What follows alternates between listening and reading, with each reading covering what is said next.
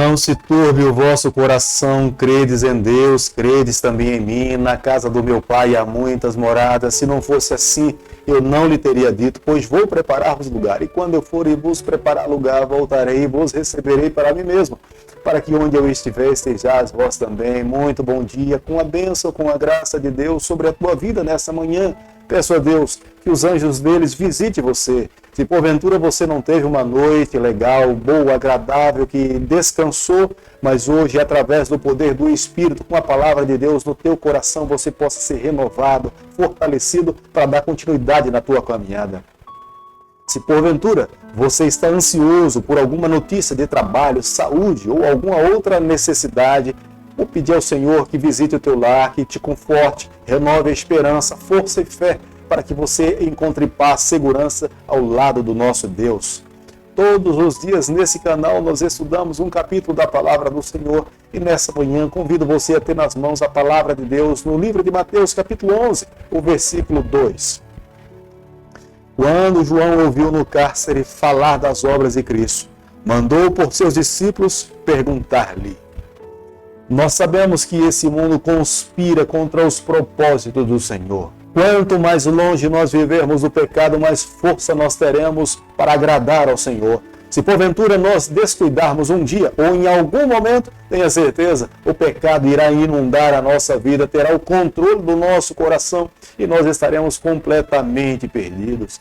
É a razão pela qual a cada dia nós precisamos abalizar a nossa vida à luz da palavra de Deus. E se em algum momento nós descobrirmos que temos transgredido a palavra do Senhor, a lei de Deus, nós precisamos clamar por força, misericórdia, graça, para que nós possamos ser conduzidos e guiados pelas mãos do Eterno. João Batista tinha sido preso por Herodes, por denunciar a sua vida irregular, por ter se casado com a esposa do seu irmão. Herodes o levou para o cárcere em Maqueros, uma fortaleza que ficava próximo ao Mar Morto. João Batista foi um homem chamado por Deus para preparar o caminho do Senhor. João Batista pregava uma mensagem de arrependimento.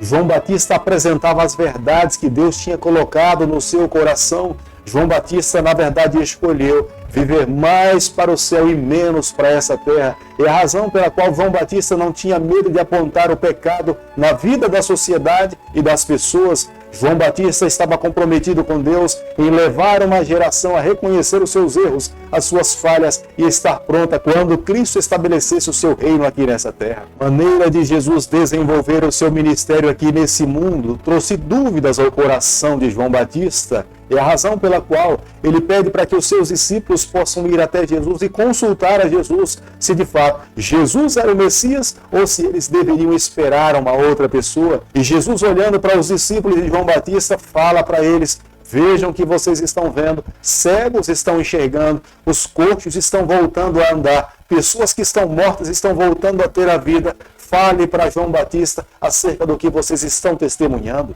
João Batista, como muitos outros daquela época, esperavam um Messias que viesse revolucionar a política, viesse trazer libertação para o povo judeu do jugo romano. Mas Jesus Cristo cumpre a missão do Pai em libertar o seu povo dos pecados. Jesus veio a essa terra para trazer uma luz espiritual, mostrar uma sociedade que estava carcomecida com o pecado, e Jesus esperava que eles olhassem para Jesus Cristo e entendessem que somente Jesus, ele era o médico dos médicos. A cura para a sua vida só encontrariam em Jesus Cristo e entregasse a sua vida completamente nas mãos do Senhor. Como nós podemos ver no versículo 7, no versículo 8, nos versículos a seguir, Jesus fala que João Batista foi um homem chamado por Deus para preparar o caminho do Senhor. João Batista foi um homem íntegro. João Batista era um profeta. João Batista tinha a responsabilidade de transmitir as verdades do Pai. É o próprio Cristo que fala que entre nascido de mulher, nenhum ser humano que nasceu nessa terra estava à altura do patamar de João Batista. Porque João Batista escolheu amar mais a Deus, ao céu, do que a essa terra. A forma de João Batista viver condenava o pecado desse mundo. A maneira como João Batista vivia, a forma como ele se alimentava, como se comportava, denunciava o pecado daquela geração. Jesus falava que muitos poderiam ser maior do que João Batista, porque eles teriam a alegria de conviver com Jesus Cristo.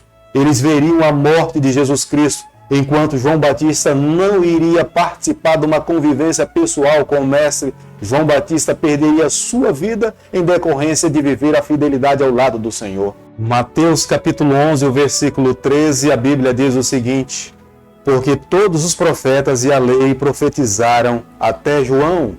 Os profetas do Antigo Testamento, eles reconheciam que Jesus Cristo viria no futuro, eles não viriam na sua geração.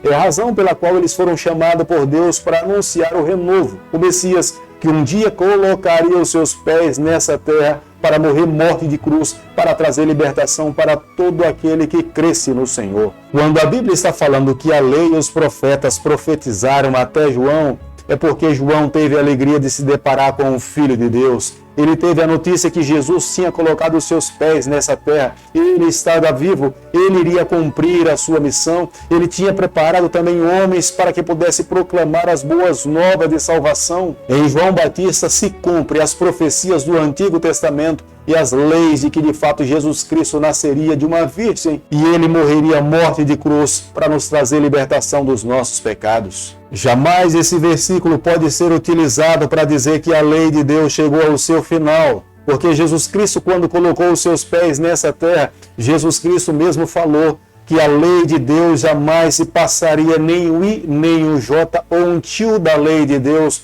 porque ele veio a essa terra cumprir a lei que aqueles profetas do Antigo Testamento tinham falado a respeito dele e de como as pessoas deveriam viver. Jesus, nesse momento, falava do privilégio de uma geração que outra no passado não teve. O privilégio de conviver a Jesus, o privilégio de ver os milagres, o privilégio de ver o Filho de Deus em carne e osso caminhando nessa terra. Aqueles que abraçassem a Jesus, se colocassem nos seus braços, teriam o direito de receber a salvação. Mateus capítulo 11, o versículo 25, a Bíblia diz o seguinte: por aquele tempo exclamou Jesus: graças te dou, ó Pai, Senhor do céu e da terra, porque ocultaste essas coisas aos sábios e instruídos e revelaste aos pequeninos. O nosso Cristo dava graças ao Pai porque ele revelou a verdade de salvação para as pessoas que estavam ali ao seu redor. Eram pessoas simples, eram pessoas que não tinham tanta cultura, mas essas pessoas estavam dispostas a abraçar a Jesus e seguir os ensinamentos que conduzem à salvação.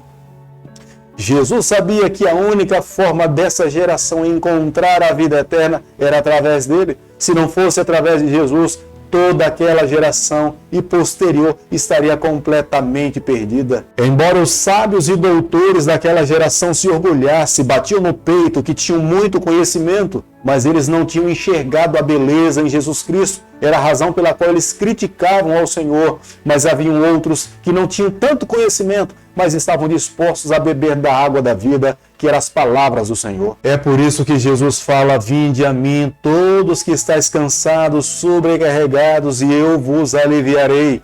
Havia uma geração que estava sofrendo, havia uma geração que estava cansada, havia uma geração que muitos tinham conhecimento, mas eles não estavam dispostos a mostrar a verdade para eles. E nesse momento, o Senhor, como sendo a verdade em carne e osso, Jesus glorifica o Pai e está disposto a viver o Evangelho, e é por isso que ele prega com autoridade, para que todos aqueles que quisessem encontrar o caminho da salvação em Jesus Cristo, eles encontrassem libertação para as suas vidas. Querido amigo, hoje, diante das incertezas, do sofrimento, da angústia que nós temos vivido nessa terra, busque ao Senhor, se coloca nas mãos de Deus, se entrega ao Pai, busque viver mais para Deus e menos para essa terra. Aquele que se submete à guia de Deus encontra a salvação. Não se submeta à liderança dessa terra, mas se submeta exclusivamente às orientações e os propósitos celestiais que estão na palavra do Senhor. Deus faz um convite para todos nós, para que nós possamos nos submeter à sua liderança.